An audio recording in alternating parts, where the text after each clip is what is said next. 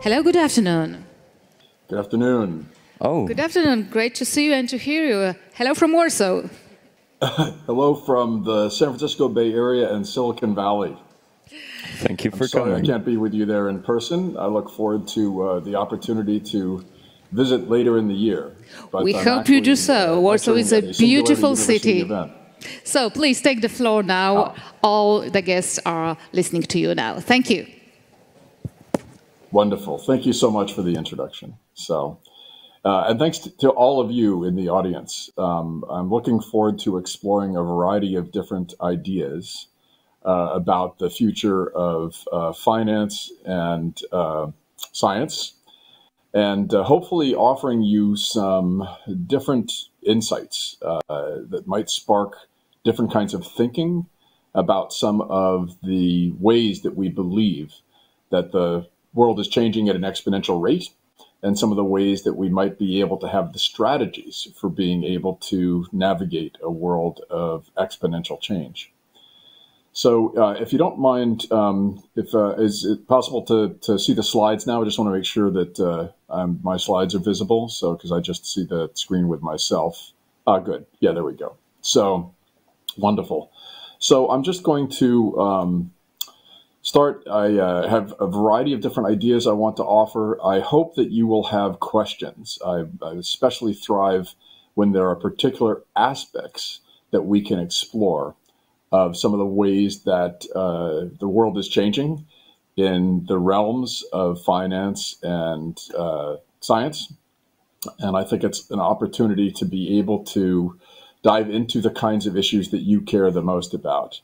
But I'll explore first many of the issues that we hear people asking from the events that we do with Singularity University and with many change makers around the world that are exploring the edges of finance, science, and learning as well.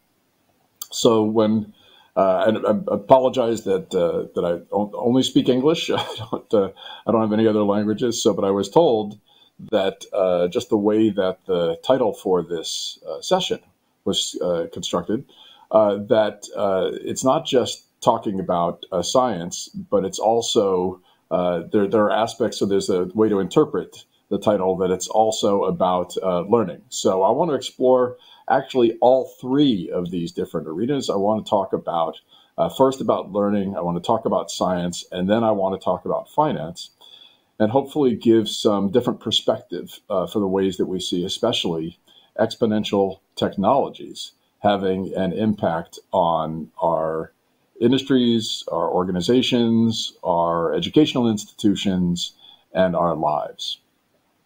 I think it's always important to help other people understand our biases, the framing, the ways that we came to the insights and perspectives that we have. So I'll tell you a little bit about my own biases and my background. So I have what I call a portfolio of work, and I'll explain what that is. But essentially, it's a range of different activities that I'm immersed in as I lecture around the world. So first part of my portfolio is that I have a book called The Next Rules of Work. And my framing is that we have followed many of the old rules of the way that we work, the way that we learn, the way that we construct our organizations. And we have an amazing opportunity to all co-create the next rules. We can jump ahead to be able to determine the kinds of ways that we can all collaborate together in a world of exponential change. And I'll talk a little bit about some of the insights, especially how it affects each of us in our own lives and our own work and learning, and then some of the newer models as we explore the various aspects of learning and science and finance. I also am the chair for the future of work with Singularity University. And quite oddly, Singularity University is neither about the singularity, nor is it a university. But it was formed over a dozen years ago and I'll give you the history, but the basic premise is that exponential technologies are having a massive influence on our lives. And if we bring together people who are extremely smart about a wide variety of these technologies and their impacts on the world, we can actually work together. We can collaborate to be able to figure out the ways to leverage those exponential technologies for the benefit of all. I also, in what I call the AI tsunami, I don't know how many of you in the audience have used some of the artificial intelligence tools that are now coloring so much of our work and our learning. But I formed, in the aftermath of the release of ChatGPT 3.5, a global group of people who are innovators called Next Collabs, who workshop and use these artificial intelligence tools in a range of different contexts, and especially to spark creativity. So I'm going to offer some insights about how those tools in particular can have a pretty significant impact on the ways that we think about learning and science and finance, and some of the ways that we might actually prepare ourselves for change to come. Next, in my portfolio of work, I also have a number of courses, as was just mentioned, on LinkedIn that total now 10 courses. And it's actually 1.5 million learners that have used my courses. And the most recent is Skills for Leading the Future of Work, because, of course, the world of work is changing so rapidly. And so the premise is that there's so many different facets of the diamond of how we learn and how we are working in different ways that we need to dive in to learning what I call a new mindset, a new skill set, and a new tool set. And so some of these are courses like learning mindset, learning agility, leading change. And these are all both mindset, skill sets, and tool sets that we can leverage to be in our own work, in our own lives. Next, I have a small but mighty consulting company called Charette, and we do a variety of different initiatives around the world with individuals, organizations, communities, and countries. So I work with a variety of populations, especially some of the least advantaged populations in the world, to be able to help them to navigate a world of exponential change. I work with a variety of different organizations. I sit down with CEOs of companies from around the world to help them to navigate how their organizations might continually be adaptive and nimble.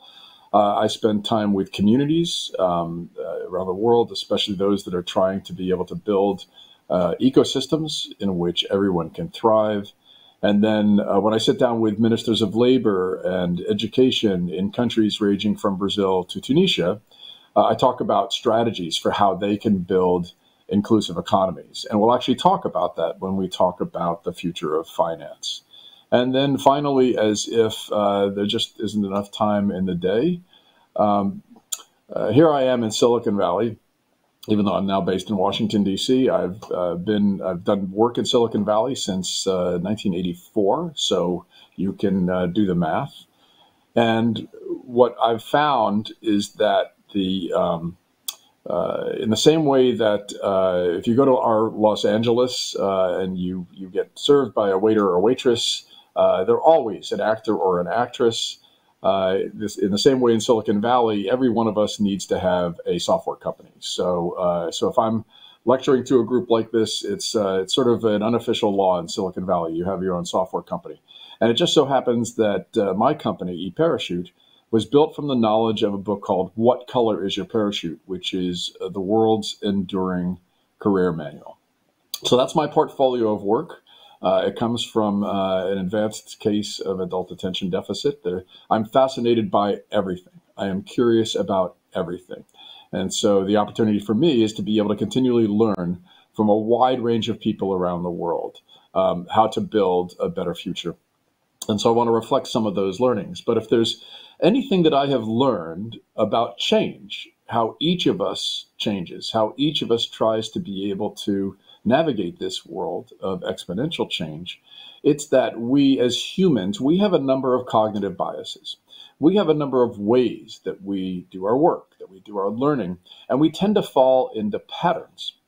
And one of the common patterns we've done in what I call the old rules of work, in the ways that we have inherited many practices from the industrial era, we tend to operate in silos. That is, we tend to often try to get our arms around complex sources of information. Sorry, I just jumped too fast for a slide.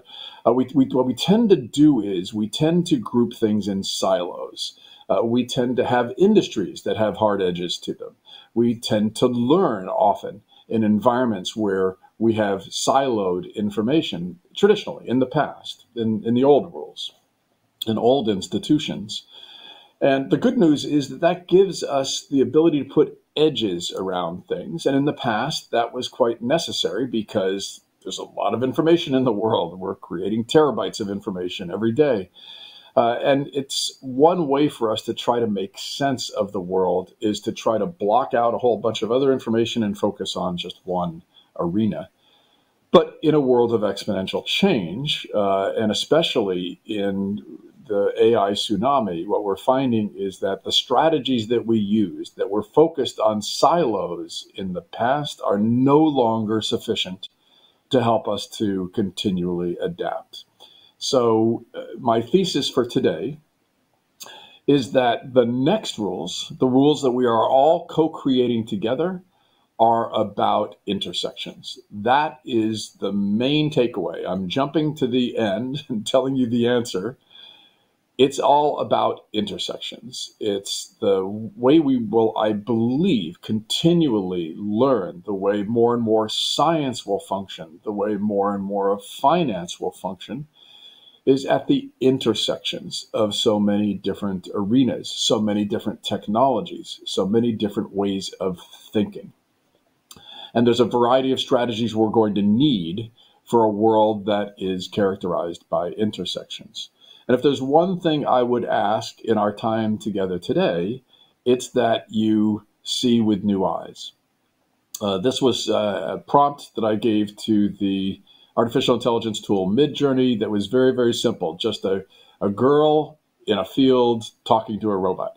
And it, in about 30 seconds, created this stunning visual with amazing lighting. And, you know, even though I used to work as a graphic artist, that was part of my portfolio of work years ago, I could never have done this kind of image, and certainly not with the blinding speed that was done. So let me just tell you how I think about intersections, and then I'd like to explore how we at Singularity University think about intersections and the way we try to help people to be able to continually synthesize different sources of information, different perspectives, and to be able to help people come together to be able to create new value.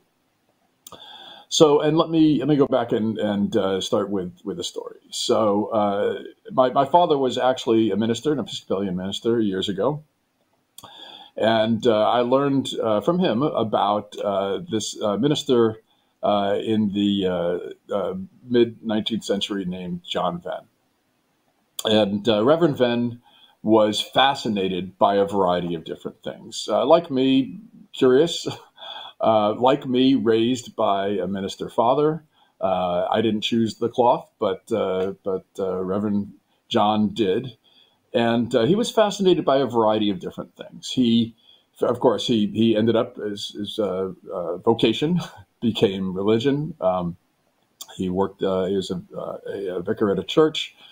But he was fascinated by inventing things, by maths and logic, and he had a love of cricket. Not a great cricket player himself, but he had a tremendous love of cricket. And he was a tinkerer.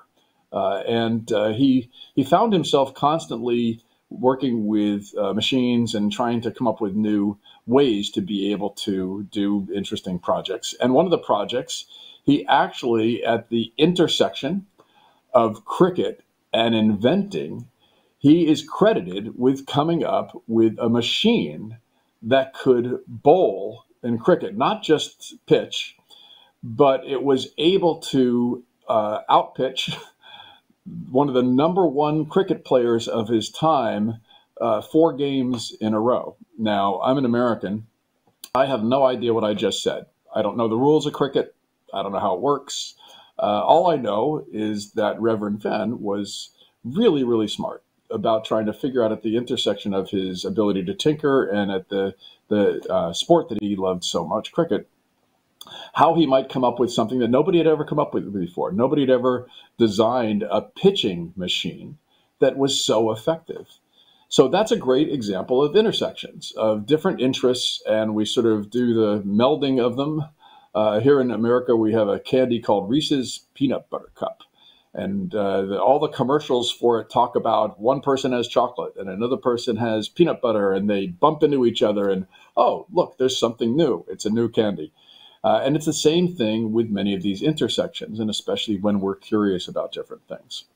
So Reverend Venn was also, as I mentioned, fascinated by maths and logic, and he was an inventor.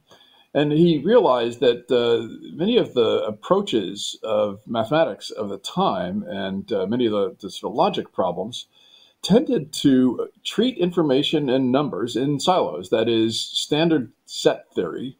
You had one set of information of numbers and another set, and they were separate. And there wasn't really a way of visualizing how those sets might interact with each other. So, of course, being an inventor and loving maths and logic, Reverend John came up with an insight that you could actually represent sets of information with circles, and you could show that there was set A and set B, and the overlap of them, if indeed data overlapped between the two, actually was set C. That is, it had the characteristics of both sets. And of course, today we call those Venn diagrams. So one of the things that Reverend John was really, really good at was synthesizing, was taking his interests from different sources, different arenas, and putting those pieces together and coming up with new value. In this case, insights about how we could synthesize information, or how we could at least see the relationships between information and come up with completely new ideas. So this is actually the premise on which Singularity University was born. Singularity University, remember, not necessarily about the singularity, and not the classic university. It's not about the singularity because actually there's a man by the name of Ray Kurzweil who wrote a book called The Singularity is Near, and he was a co-founder of Singularity University. And Ray talks a lot about what is often conceived of as artificial general intelligence, and I'm happy during questions and answers to explore some of the questions that many people have about this mythical crossover point where our technologies are smarter than any single human. But even though Ray wrote The Singularity is Near, really what he was talking about is exponential technologies. And he's got a new version of his book coming out that called The Singularity is Nearer, because many people are saying, hey, we're near that crossover point where our, especially computing technologies, have this capacity. So the premise that Ray went through was that there's a variety of different technologies that each of us has a can have a passion for, and that we have the capacity, the ability to be able to, each of us, to dive into those different technologies. But what was really necessary is that Ray would bring together a range of different technologists, each of whom would have the capacity to be able to dive into their own field, but then to be able to learn from others who had perspectives on those technologies. And so, right now I can't see the slides on my screen. I'm assuming that our technology is still working correctly. I hope that anybody will tell me if it's not. We have a saying at Singularity University that AI, artificial intelligence. Oh, good, it's working. Okay, great. Okay, good, thank you.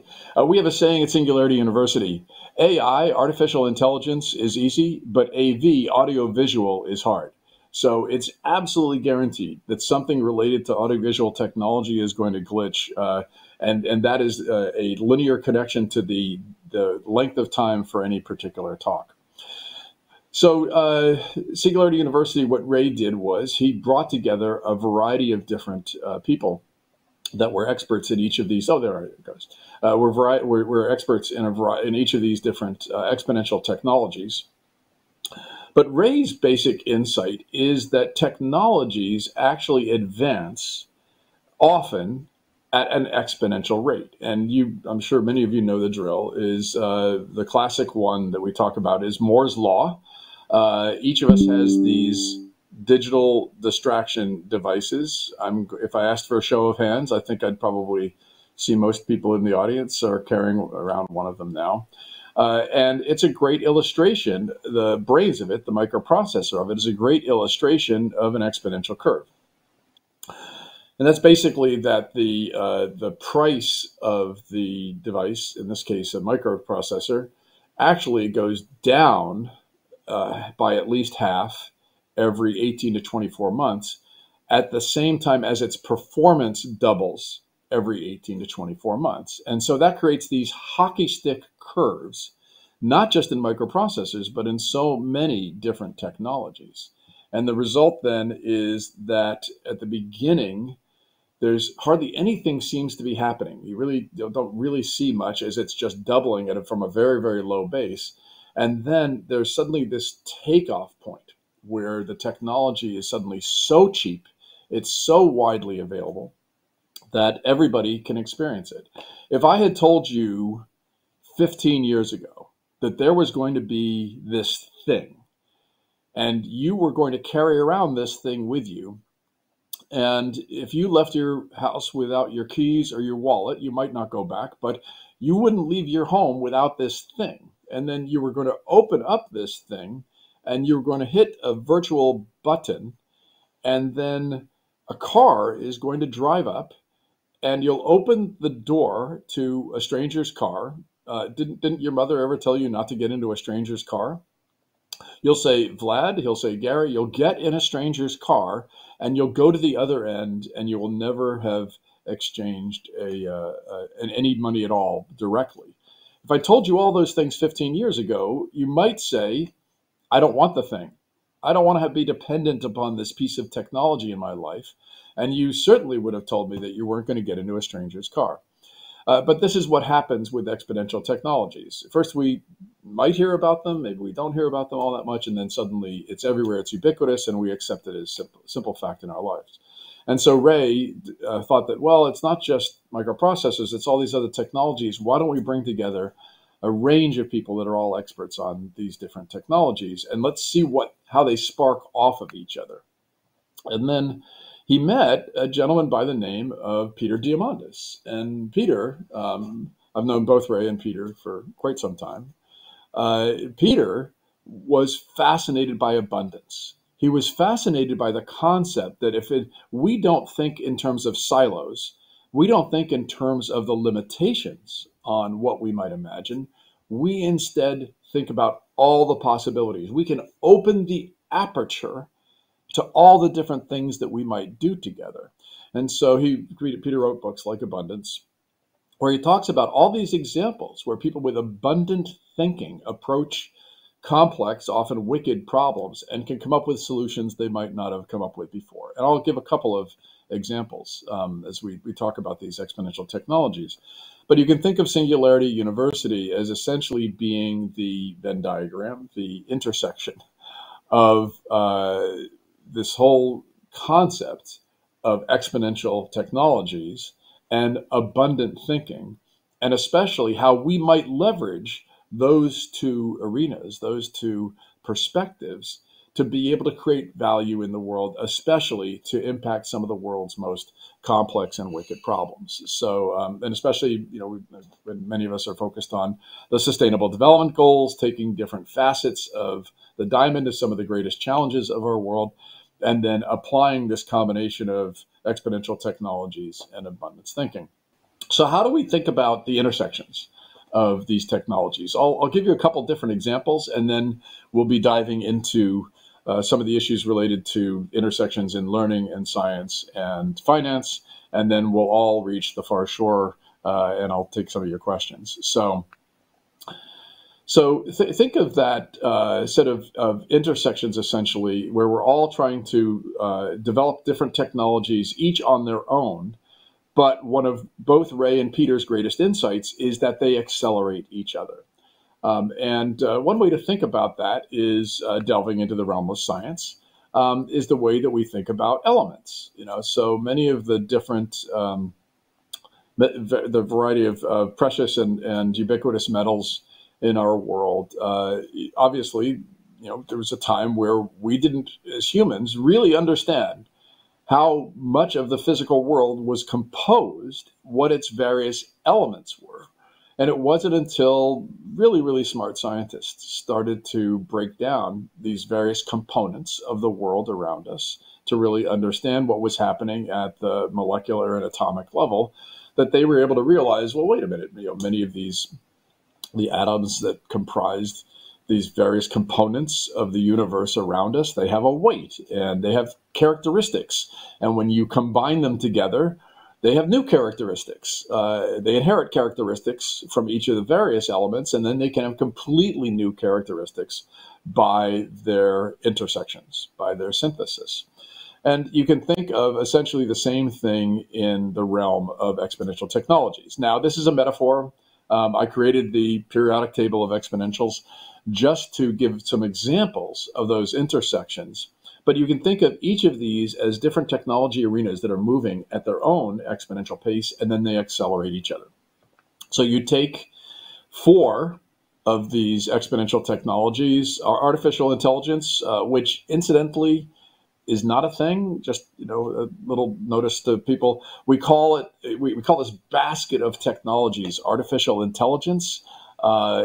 There's nothing that really is about an analog to human intelligence, and it's certainly not an artificial version of our intelligence. We've just thrown a whole basket of technologies, machine learning, variety of algorithms, large language models, generative AI, and we've thrown all that into a basket, and now we call it AI. And unfortunately, we even call sometimes a single program an AI, and that mostly comes from our science fiction perspective, or the stories that we tell ourselves. But it's really just a basket of technologies. Use algorithms and data to be able to create new behaviors by software. But if we take AI and we take robotics and what is often called Internet of Things or smart sensors and transportation, and we meld all of those together, we get a science fiction level technology like autonomous cars. So again, in a world of exponential change, many people in the world have never even heard of self-driving cars or autonomous cars. In San Francisco, where I lived until quite recently, I lived in a neighborhood that was a test bed for the Google subsidiary Waymo. So actually Alphabet is the parent company. And I would see self-driving cars all day long. As a matter of fact, this was a picture outside my wife's favorite coffee shop with 4 self-driving cars that were moving around like a wolf pack around San Francisco.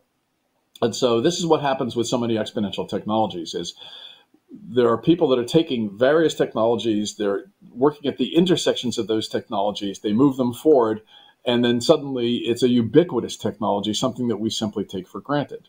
Now, it turns out there's a lot of challenges with self-driving cars, with autonomous vehicles, and how they actually work in human systems like traffic.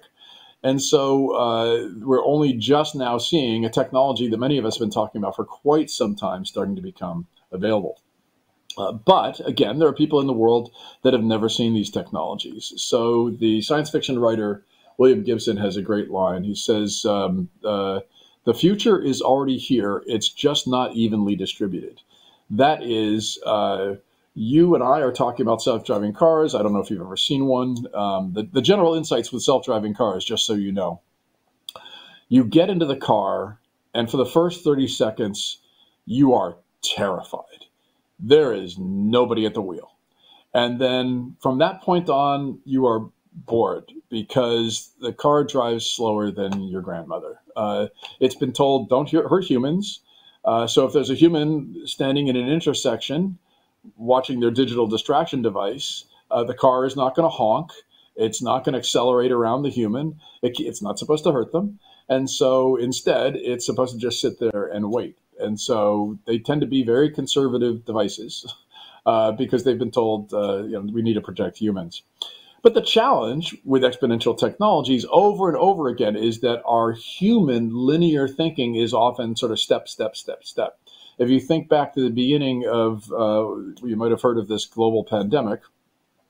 When it first started, many of us, and I certainly did this, said, oh, well, we have to go work from home or study from home for a day or two, and we'll be back next week. And then in some cases in the world, 2 years later, we were still operating from remote and distributed. So there's a delta. The exponential curve, the hockey stick suddenly takes off, and our linear thinking, we often are behind the curve in trying to adapt. And so my friend Shelley Palmer, a very well-known innovator, he's got a great line. He says, today is the slowest day of the rest of your life. You are going to be telling your children, your grandchildren, oh, I remember when you didn't put a chip in the back of your head and call a self-driving flying car.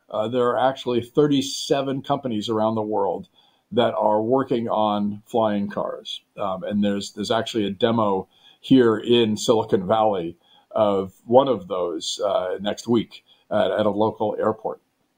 And so this is the world that we've inherited. This is the world that there's the speed of change, the speed and scale of change that characterizes our world. And so it's likely that it's going to continue. It's likely that there will continue to be what are often called black swan events that are characterizing our world. So let me talk a little bit about the strategies for how we can navigate that, and especially in the worlds of learning and science and finance. And then we'll sort of wrap that up with some of the context that I hope would be useful for you in your own life, in your own work, and your own learning. All right, so let's dive into the world of learning. Now, I call this Thoughts on the Future of Learning because I don't have a crystal ball. Even though my title is the Chair for the Future of Work, I don't think of myself as really a futurist. Although here we are at a conference talking about the Futurist of the Year. I feel very privileged to be able to talk to you, but I instead think of possibilities. I think of what are the potential scenarios that each of us might encounter. How do we each understand many of the macro trends that are affecting us? And how do we do our own maths to be able to envision different scenarios? And then how do we create the scenarios that we most want? That's the way I think about futurism. It's about hope.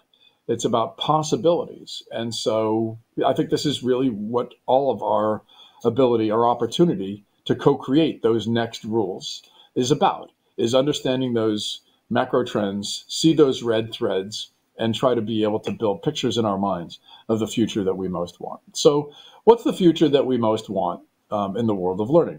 Well, it turns out that there's some predictable challenges and opportunities that each of us goes through. So, and let me just use a metaphor. So I don't know if you remember the day that you were born, but think back to that day. The nurse brings you to your parents and says, here's this beautiful baby. And oh, by the way, here is the user manual. Here are all of the skills that this baby is going to develop. Here's all the kinds of people this baby is going to love to be around.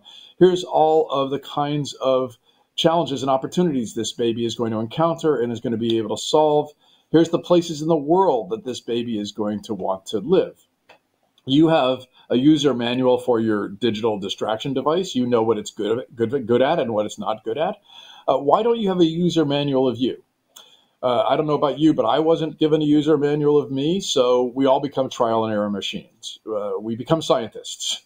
We test things out. We don't call it trial and success. We call it trial and error. We make mistakes, and then we kick the football against the wall and it comes back. Oh, well, and you kick it again and it comes back. Well, it didn't for me when I was a kid. I was never good at sports, but for you, you kick the ball and it keeps coming back. You have discovered a new capacity, a new skill that you have. It's your bedtime, you're 5 years old, your parents are telling you to go to bed, and somehow you convince them that you should be able to stay up later. Oh, well, you're good at persuading, you're good at convincing. You might become a future salesperson or a future business development person. You've learned a skill. The problem is that not only do we not have a user manual of us, we also do not have the ability many times to be able to see all of our skills and abilities. And so I use the analogy of an iceberg. We're all kind of like icebergs to each other. We have this tiny little layer of our own skills and abilities and plans for the future and that sort of thing that we see. But there's a tremendous amount of human capacity, human potential below the waterline. There's all of these interests and hobbies, skills we've developed and we have completely forgotten, or we don't even know that we have developed, and we're blind to them often. And so each of us is going to go through that arc. We're going to go through the arc. There are predictable phases. This is from the Institute for Learning. And it's a continuum. There's no silos here. We just grow. We go from little bitty humans that only have a few skills to much bigger humans that have a lot of skills.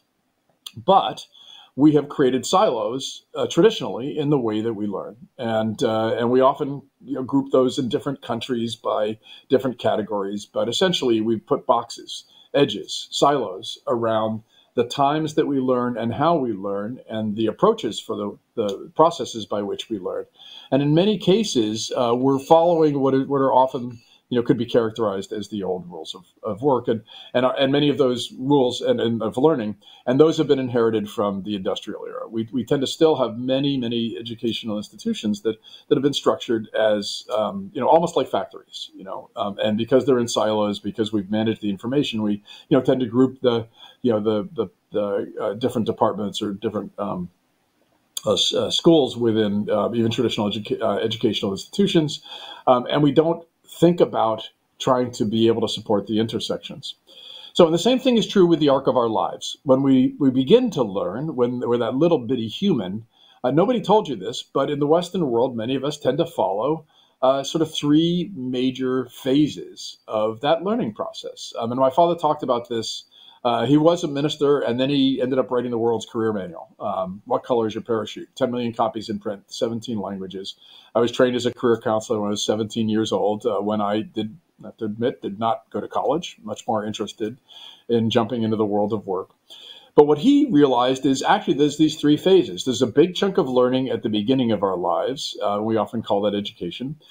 Then there's a bigger chunk of work in the middle of our lives. And then sort of depending upon the culture and the economy, there's this often smaller box of leisure. And he called these the three boxes of life. And he, going back decades, he offered strategies for how to get out of them. And so what I believe we are doing is, and especially young people are doing, is co-creating completely next rules for how those former three boxes work. And we are now co-creating lifelong education, lifelong learning, lifelong work, and lifelong leisure.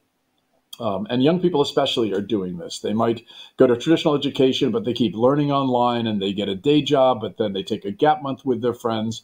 And then they get another day job, but they're working on a startup with their friends, and they're driving for Uber at night. And it's a portfolio of work and of learning and of life.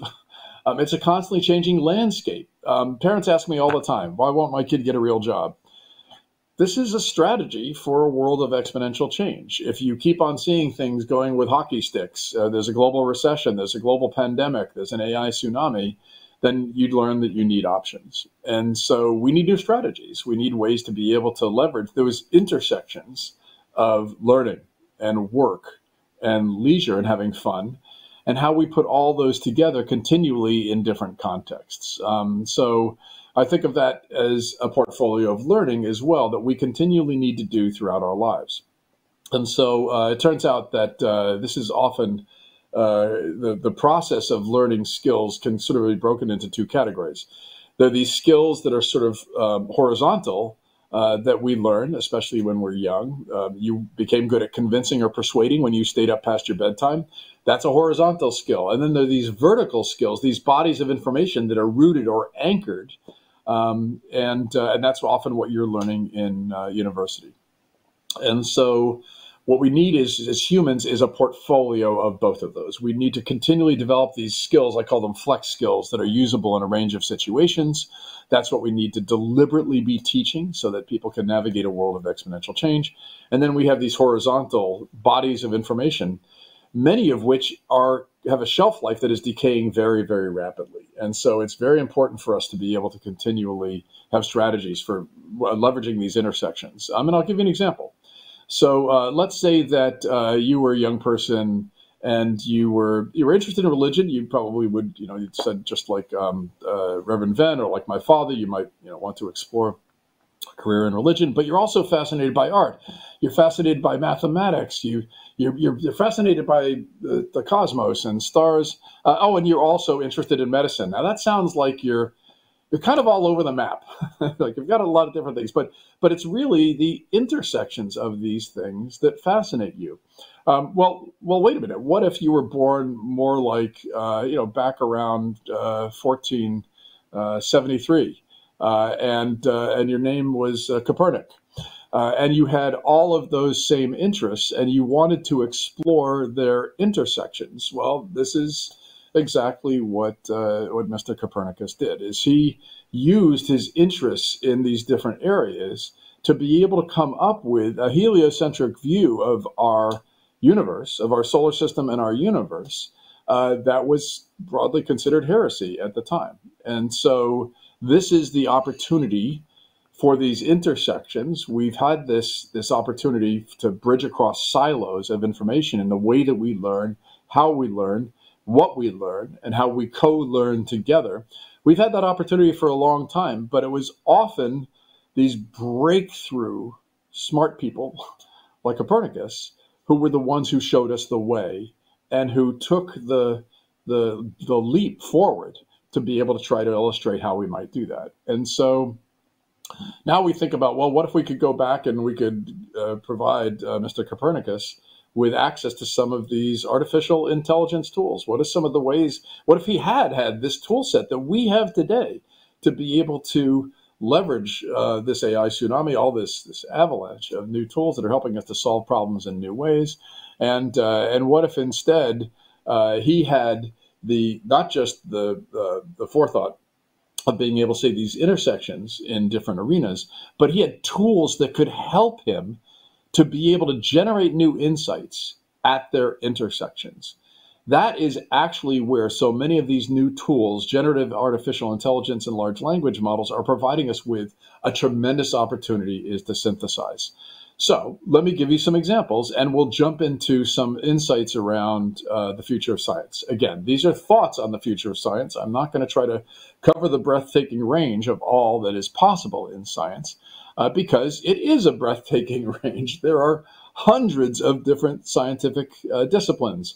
You probably know that acanthochronology is the science of watching cactus leaves grow over time. I'm sure everybody in the audience knows that. And then zythology is, of course, the science of beer.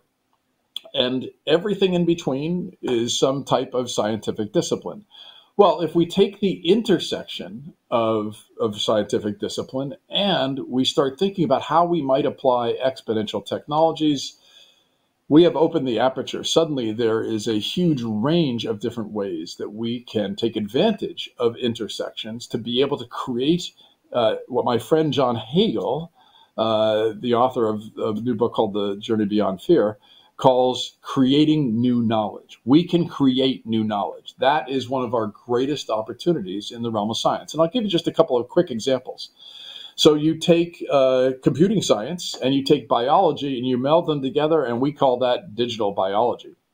And 40, 50 years ago, that was not a thing. We hadn't cracked the code on human DNA. We hadn't really understood how these computing systems could actually model a lot of what is going on in the biological and physical world. And well, then along comes a man by the name of Craig Venter, who has all these insights around genome sequencing. The first time that the human genome was sequenced, it was actually Craig's. It was actually Professor Dr. Venter's own genome. It cost about $100 million. And there's a new startup that just announced, Ultima Genomics, that it will be able to sequence the average human's DNA for $100. So you want to talk about exponential curves, that's far beyond Moore's law. In just 20 years, we've gone, for 22 years, we've gone from $100 million in cost to sequence a genome to just $100. So, and then protein folding. So if you were a graduate student and you were studying proteins, you would dive in often as a graduate student, and you would take just one protein structure that you were trying to understand. You would dive into it. You would be studying, researching the amino acids that construct it, and you would be trying to infer from those amino acids how the protein actually was constructed, the way it actually folded, the way that the surfaces of it actually interacted. And that could take you 6 to 8 years. You would literally be putting your entire graduate studies into that process. Well, along comes a company called DeepMind and developed a technology called AlphaFold.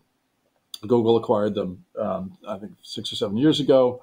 And they announced 2 years ago that they had basically come up with a way to be able to intuit, to be able to use deep learning algorithms to be able to understand how you could model basically every protein known to humans. And so, talk again about exponential curves. You went from 8 years to basically 150 milliseconds to be able to model the way that a protein folded. And if that's not an exponential curve, I don't know what is. And if that's not an intersection, I don't know what is, where we're continually taking our understanding of the physical world and then we're applying these exponential technologies to it. So that's where I believe so much of our scientific inquiry of the future is going to be. It's going to be the intersection of these traditional sciences that we have been exploring for quite some time, many of them going way, way back in human history. And but now we have these exponential technologies that we can continually apply to solving these problems. So let me give you a couple of examples in the field of finance, and then we'll wrap up, and I'd love to get some of your questions. I became fascinated by finance about 20 years ago in the meltdown here in Silicon Valley of the year 2000. Many people, including me, who had been in the technology field, suddenly stepped back and realized, you know what, there's a lot more to life. There's a lot going on, and a lot of it has to do with how we think of systems of finance, and especially how those systems have different characteristics. And they're very, very large and complicated. Many of us don't crack the code on how to navigate them, but some of us do. And we actually gain great insights into how the rules for how systems of finance work. And then there are some extremely smart people that are able to figure out how they can hack those systems in ways that they can actually get tremendous value out of them. That's one of the reasons we have so many billionaires in the world. But those interests all start in terms of understanding systems when we're very young. So let me tell you about a young man by the name of Vitalik. So Vitalik was born in Russia. He moved to Canada. His family moved to Canada when he was 6 years old. Vitalik, his father will tell you, was always fascinated by computers from a very young age. He always wanted to be at a keyboard. And he was born in 1994.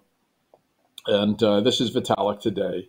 And Vitalik, as a young adult, he started to go to university, stopped out. Don't stop out of Copernicus University. Keep going in your studies. But he stopped out because he was fascinated by the intersection of three things: people, entities, value, often, we think of as currencies, and how people organize in the context of creating value. And he asked a lot of questions about the ways that humans come together and create value and how they organize themselves around the creation of that value. And he said, well, there's traditional ways that we have done that. We traditionally have had a bunch of humans, and when they go to channel their human energies together, we call that an organization. And the way we often structure organizations is we use hierarchy. We have a person at the top of a pyramid, and then they have two people, and they have two people, and so on, that report to them all the way down. I'm sure you know the history of hierarchy in organizations comes from Alexander the Great.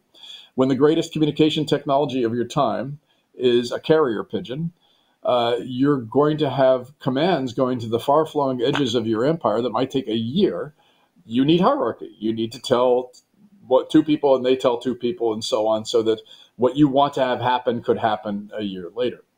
Well, here we are. We've got, we all have these digital distraction devices. We can communicate instantaneously with half the people on the planet, so we don't have to use carrier pigeons anymore.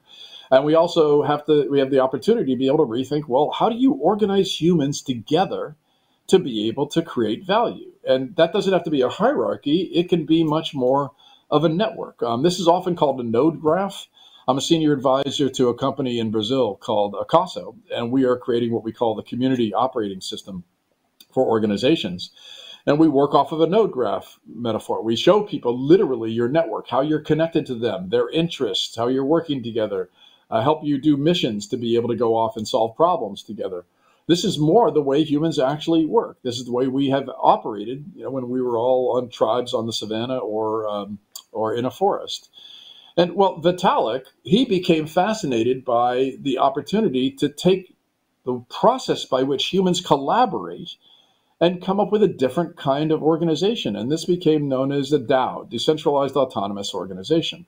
And DAOs basically are software processes that help humans to be able to determine the kind of value they want to create together and then structure the way they do that. And there are different roles that people take in a DAO. But essentially, it's as if you use software to pop up an organization, agree on the value to be created, agree on how that value will be distributed. And it itself is the operating system for how humans can create and then share in that value. And it just so happens that Vitalik took all these insights. He had written a white paper, and then he took these insights and he infused them into Ethereum. And Ethereum is actually three things. It is itself a decentralized autonomous organization. There is a currency called Ethereum, or ETH, and it is itself a platform, a software platform where you or I can create our own DAOs, our own decentralized autonomous organizations, because it's a tool set. And so this is actually an amazingly successful organization. There's $56 billion in ETH, in ETH currency, in two different what are called forks. And as a company, it's worth $422 billion in market capitalization. So I'm not going to give all the future of finance. I instead want to say, wait a minute, let's step back as we think of systems like the ways that we exchange value. Let's think of those as these kinds of ecosystems. And what are some of the ways that the intersections of those different functions we can think of differently? I'm going to speed through the rest of the slides because I want to give you some time for asking questions. So I'm not going to dive too much into how we might deconstruct, for instance, what a bank is. A bank has a variety of different functions. In many of our financial systems, we have rules, we have laws, many of them old rules on how banks function. And then along comes cryptocurrencies like Ethereum. Along come new ways to be able to use exponential technologies to automate a variety of different aspects of financial services and traditional banks. And you can think of this as the traditional institutions as being what I often call sharks in the water, and all these innovators that are nibbling at the different parts of this industry as sea turtles. sea turtles that are crawling down the beach and hoping that one or two of them will make it to the water and will itself become a shark someday. It's a little, odd biology, but maybe that'll happen someday. Here's the challenge with the way a lot of financial systems work, and especially at the intersections of these systems, is the story that we often tell ourselves is that the systems are designed so that the average person, essentially they're designed as pyramids. So even if you're born at the base of the pyramid, you don't have that much money, you have the capacity to be able to move up in the pyramid. And then the way that value in the world will be distributed is it will be fairly even. There's a small number of people, they've got reasonable amount of resources and money, but it's really fairly evenly distributed. And if you were going to go start a company tomorrow, you could think of it as a range of decision making. But essentially, if one end of the spectrum of starting an organization is to be fully focused on a profit, and the other end is to be fully focused on social impact, if you're going to try to do an organization that's going to take advantage of our financial systems, and especially the capitalism system, then you're going to focus on doing well. You're going to create an organization that is going to take advantage of those financial systems to be able to try to create new value and move your way up the pyramid. But in many economies, and especially in the U.S. economy, the money's actually completely reversed. There's a huge amount of money in a small number of hands, and then far less money in many hands. And so the pyramid's actually inverted. And you might say, oh, well, that's a social problem. I want to fix that. And you go to the other end of the spectrum, and you decide that I'm just going to do good. I'm just going to try to help people and help to be able to invert the pyramid over time. Well, 20 years ago, I became fascinated by these challenges and opportunities, and we created a conference called SOCAP, Social Capital Markets, and what we agreed on was that we could bring a whole bunch of people, we could bridge across silos, and one of the intersections that we could create is the opportunity to do both do well and do good, that you could create organizations of purpose that could be really good and profitable organizations, but could also have a positive value in the world. And we often call this stakeholder capitalism. But this is a tremendous opportunity for intersections as we think about co-creating the next rules of finance, is to continually try to build the mindset of these intersections between our customers, between our capital systems, between the communities in which we operate, with the planet, and the synthesis of all of those different arenas and all those different stakeholders can result in organizations that are able to actually build companies of consequence that can do well and do good, and can actually have a significant influence on having a much more inclusive economy in the future. All right, so we've explored a variety of different insights about the intersection of things. What could you do next? How could you apply some of these insights into your own life? How could you apply them in learning? How could you apply them if you're interested in science or in the intersection with technology? And how could we apply them as we think of finance? So I'm going to give you a quick a way to think about, to see this with new eyes, and then I'm going to ask for some questions. So what is work? How does work work? What are the motivations for work? I'm going to argue that there are really just four motivations for work. What you can get paid for. Hopefully you learned when you were young, if you got paid for it and you got good at it, you got paid better. Okay. So these are the old rules of work. It's what our parents and grandparents did. My father came along with his book, What Color Is Your Parachute, 50 years ago, and he said, I could give you permission, or you could give yourself permission to do what you love. And then, maybe our parents or our grandparents, maybe then when they retired, they worked at a food bank. They did something that the world needed. But this was sort of you can think of it almost like a ladder. We sort of worked our way up. Well, it turns out that this is known as ikigai. And it's practiced in Japan and especially in Okinawa, who are some of the longest lived people in the world. So think of the intersections in your own work of what you can get paid for, what you're good at, what you love, and what the world needs. Now, each of us, we might have student loans, we might have a family we have to feed, we might have mortgages. we might just need to focus for a period of our time on what we can get paid for and what we're good at. But the intersection of all these motivations at work is a tremendous opportunity for us. So that's something I would urge you, is to not think of these things as, necessarily just individual opportunities or individual goals, and not just the ladder we work our way up. Young people are often flipping the stack, asking first what the world needs, then what they, if they do that, they'll love it. If they love it, they'll get good at it. If they get good at it, they'll get paid well for it. There's another answer to parents who ask me why their kids won't get a real job, or CEOs who ask me why kids talk about purpose in their organizations. But instead, for each of us, it's an opportunity to think of the synthesis of each of these elements in our work, in our lives, as we explore synthesis in the worlds of learning, in the worlds of science, in the world of finance. And then finally, the same thing with the arc of our lives. In the past, those three boxes, big chunk of learning, big chunk of work, and a little chunk of leisure. If instead we think of lifelong learning, lifelong work, lifelong leisure, and we meld those together, then our portfolio of life, our ability to continually synthesize, we may blur the edges of each of those different aspects of our lives. And instead, what we get is a portfolio where we are constantly switching context and we don't even know. Is this work? Is it learning? Am I having fun? Is it all the above? That is the opportunity for synthesis for each of us in our own lives. Thank you very much. Thank you. A big applause from our audience. Well, thank you so much. Thank you. Hope to see you all in person later this year. We hope too. Thank you very much and have a good afternoon.